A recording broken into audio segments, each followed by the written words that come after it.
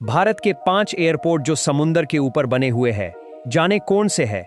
क्या आपने कभी सोचा है कि आप किसी सड़क या रनवे के बजाय सीधे किसी बहती हुई नदी या समंदर की लहरों से हवाई जहाज में उड़ान भरें?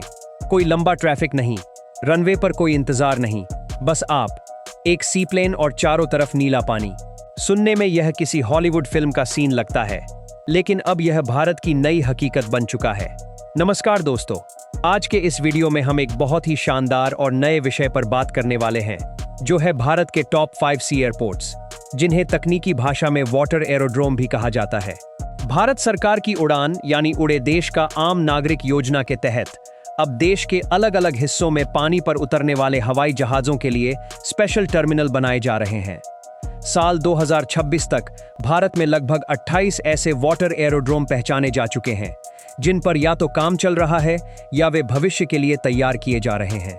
तो चलिए बिना किसी देरी के इस रोमांचक सफर पर निकलते हैं और जानते हैं भारत के 5 सबसे प्रमुख सी एयरपोर्ट्स के बारे में पूरी डिटेल, बिल्कुल एक डॉक्यूमेंट्री के अंदाज में। आगे बढ़ने से पहले यह समझना बहुत जरूरी है कि आखिर यह सी एयरपोर्ट या वाटर एरोड्रोम होता क्या है और इसकी भारत जैसे देश को क्या जरूरत है। असल में एक सामान्य एयरपोर्ट बनाने के लिए बहुत बड़ी जमीन, कंक्रीट का लंबा रनवे और भारी इंफ्रास्ट्रक्चर की जरूरत होती है। इसमें समय और पैसा दोनों बहुत ज्यादा लगते हैं। वहीं दूसरी तरफ वाटर एरोड्रोम बनाने में लागत बहुत कम आती है, क्योंकि इसमें रनवे का काम नदियां, झीलें या समंदर का पानी ही कर देता है। आपको बस फ्लोटिंग जेटी, यात्रियों के लिए एक छोटा टर्मिनल और सुरक्षा के लिए कुछ नेविगेशन उपकरणों की जरूरत होती है।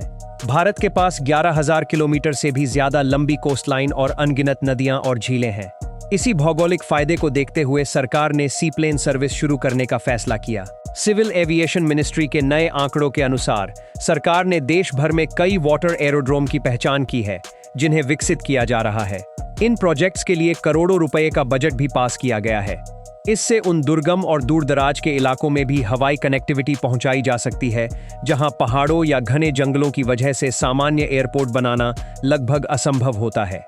हमारी लिस्ट में सबसे पहला नाम आता है गुजरात के साबरमती रिवरफ्रंट वाटर एरोड्रोम का। यह भारत के सीप्लेन इतिहास का सबसे ऐतिहासिक और पहला ऑपरेशनल सी एयरपोर्ट है। अहमदाबाद शहर के बीचों बीच से बहने वाली साबरमती नदी पर इसे विकसित किया गया है। आपको यह जानकर हैरानी होगी कि अक्टूबर 2020 में भारत की पहली कमर्शियल सीप्लेन सर्विस की शुरुआत यहीं से हुई थी। साबरमती रिवरफ्रंट का डिजाइन बहुत ही आधुनिक और शहरी जरूरतों के हिसाब से बनाया गया है। यहाँ पानी पर तैरने वाले पॉन्टून यानी फ्लोटिंग प्लेटफॉर्म लगाए गए हैं, जहाँ यात्री आसानी से सीप्लेन पर बोर्ड कर सकते हैं। यह एरोड्रोम शहर के एकदम बीच में है, जिससे यात्रियों को एयरपोर्ट तक पहुंचने के लिए शहर के बाहर जाने वाले लंबे ट्रैफिक जाम में नहीं फंसना पड़ता। हालांकि कोविड महामारी और कुछ ऑपरेशनल कारणों से बीच में इसकी उड़ानें रोक दी गई थीं, लेकिन हाल के वर्षों में नए नियमों और बेहतर सुरक्षा मानकों के साथ इसे फिर से पूरी तरह से सक्रिय करने की तैयारियां जोर शोर से चल रही हैं। यह प्रोजेक्ट शहरी यातायात और पर्यटन का एक बेजोड़ नमूना है। साबरमती के बाद इसी रूट का दूसरा सबसे महत्वपूर्ण हिस्सा है Sardar Sarovar dam water aerodrome, जो गुजरात के केवड़िया में स्थित है। दुनिया की सबसे ऊंची प्रतिमा स्टैच्यू ऑफ यूनिटी को देखने के लिए हर साल लाखों पर्यटक आते हैं। पहले अहमदाबाद से केवड़िया तक सड़क के रास्ते जाने में करीब 4 से 5 घंटे का समय लगता था, लेकिन इस वाटर एरोड्रोम के बनने के बाद यह सफर मात्र 45 मिनट का रह गया। यह सी एयरपोर्ट सीधे सरदार सरोवर डैम की विशाल झील में बना हुआ है। जब सीप्लेन आसमान से नीचे पानी की तरफ आता है और 182 मीटर ऊंची स्टैच्यू ऑफ यूनिटी के ठीक बगल से होते हुए पानी पर लैंड करता है, तो वह नज़ारा किसी चमत्कार से कम नहीं लगता। 2026 के नए एविएशन गाइडलाइंस के अनुसार नए और आधुनिक सीप्लेन के जरिए इस रूट को फिर से सुचारू रूप से चलाने का पूरा फ्रेमवर्क तैयार हो चुका है। यहाँ पर यात्रियों की सुविधा के लिए शानदार टर्मिनल बिल्डिंग, सिक्योरिटी चेक और फ्लोटिंग डॉक का निर्माण किया गया है। इस जगह की सबसे बड़ी खासियत यह है कि यह पूरी तरह से इको फ्रेंडली पर्यटन को प्रमोट करता है, जिससे आसपास के जंगलों और वन्य जीवों को कोई नुकसान नहीं पहुंचता। अब हम मुख्य भूमि से निकलकर चलते हैं भारत के खूबसूरत आइलैंड्स की तरफ।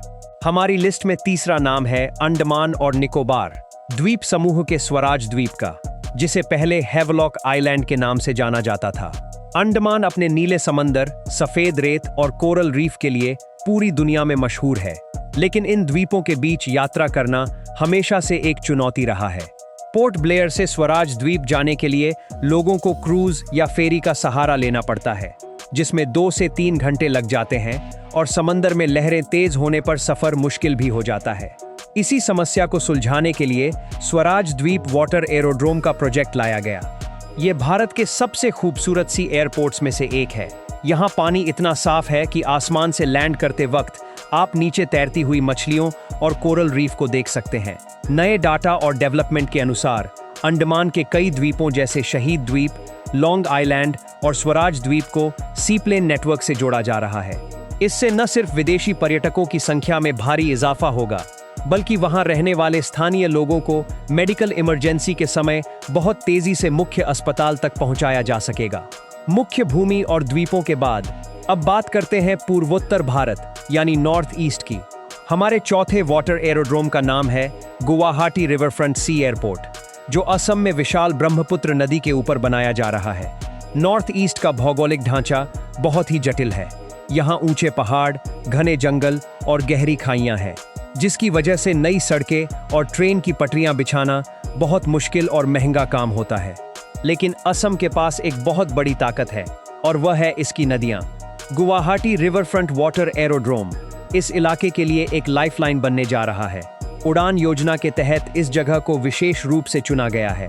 यहाँ से सीप्लेन असम के दूसरे दूरदराज के इलाकों जैसे उमरांगसो रिजर्वायर तक बहुत कम समय में पहुँच सकते हैं।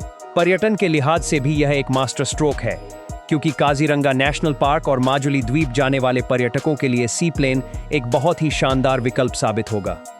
ब्रह्मपुत्र जैसी तेज बहाव वाली नदी में फ्लोटिंग जेटी को स्थिर रखना इंजीनियरिंग का एक बहुत बड़ा कमाल है। 5वें और सबसे स्ट्रैटेजिक वाटर एरोड्रोम की बात करें तो यह स्थित है लक्षद्वीप में। हाल ही में लक्षद्वीप पूरी दुनिया में अपने पर्यटन को लेकर एक बहुत बड़ा ट्रेंड बन चुका है, लेकिन यहाँ सबसे बड़ी समस्या इंफ्रास्ट्रक्चर की कमी रही है। लक्षद्वीप के द्वीप बहुत छोटे हैं, इसलिए वहाँ बड़े रनवे वाले सामान्य एयरपोर्ट बनाना पर्यावरण और जगह दोनों के हिसाब से मुमकिन नहीं है। इसी को ध्यान में रखते हुए सरकार ने अगाती और मिनिकॉय जैसे द्वीपों पर वाटर एरोड्रोम विकसित करने का फैसला किया है। 2026 की ताज़ा रिपोर्ट और नए एविएशन ऑपरेशंस के तहत लक्षद्वीप में सीप्लेन सर्विस को सर्वोच्च प्राथमिकता दी जा रही है। हाल ही में नई एविएशन कंपनियों को एयर ऑपरेटर सर्टिफिकेट भी मिल चुका है, जो खास तौर पर लक्षद्वीप के अलग अलग द्वीपों को आपस में और उन्हें मुख्य भूमि से जोड़ने का काम करेंगी। पहले जहां एक द्वीप से दूसरे द्वीप जाने में फेरी से कई घंटे लगते थे, अब सीप्लेन के जरिए यह सफर कुछ ही मिनटों में पूरा हो जाएगा। लक्षद्वीप के वाटर एरोड्रोम न केवल टूरिज्म को कई गुना बढ़ाएंगे, बल्कि हमारी राष्ट्रीय सुरक्षा के लिए भी बहुत महत्वपूर्ण है। तो दोस्तों, ये थी भारत के टॉप 5 सी एयरपोर्ट्स यानी वाटर एरोड्रोम की एक डिटेल और डॉक्यूमेंट्री स्टाइल कहानी। आपको इन 5 में से कौन सी जगह सबसे ज्यादा पसंद आई, हमें नीचे कमेंट करके जरूर बताएं। अगर आपको यह वीडियो और इसके अंदर दी गई जानकारी पसंद आई हो, तो इस वीडियो को अपने दोस्तों और परिवार के साथ जरूर शेयर करें, ताकि उन्हें भी बदलते हुए भारत की इस नई तस्वीर के बारे में पता चले। ऐसी ही गहराई से रिसर्च की गई और ज्ञानवर्धक वीडियोस देखने के लिए हमारे चैनल को सब्सक्राइब करना बिल्कुल न भूलें और बेल आइकन को भी जरूर दबा दें। हम मिलेंगे आपसे अगली वीडियो में एक नए और रोमांचक विषय के साथ।